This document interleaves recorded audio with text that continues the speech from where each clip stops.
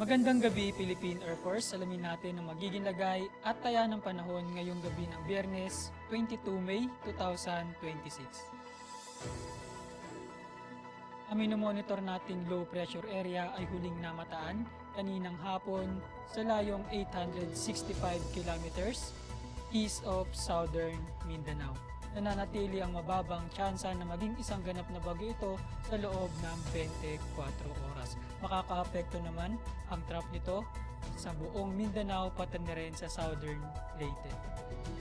Samantalang patuloy naman ang pag-iral ng easterlies o yung mainit na hangin na nagmumula sa karagatang Pasipiko na makakaapekto sa natitirang bahagi ng Visayas at buong Luzon. Dahil dito, asahan bukas sa buong Luzon kasama na dyan ng Metro Manila, Mactan at Iloilo ang bahagyang maulap hanggang sa maulap na kalangitan na may mga pulupulong pag-ulan, pagkidlat o pagkulog lalo na sa hapon o gabi. Samantalang dito naman sa Tacloban o Southern Leyte at buong Mindanao asahan bukas ang maulap na kalangitan na may kalat-kalat na pag-ulan, pagkidlat at pagkulog.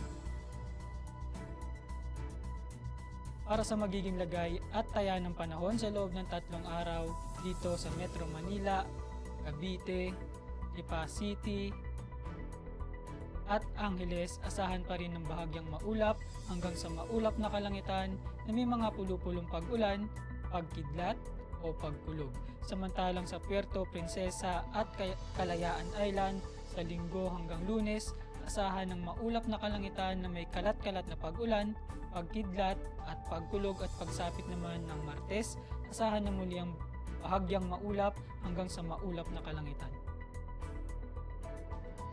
Sa Mactan sa Linggo hanggang Martes, asahan pa rin ang bahagyang maulap hanggang sa maulap na kalangitan na may mga pulupulong pag-ulan, pagkidlat o pagkulog. Ganun na rin dito sa may Davao. Samantalang sa Zamboanga, sa Linggo hanggang Martes, asahan ng maulap na kalangitan na may kalat-kalat na pag-ulan, pagkidlat at pagkulog.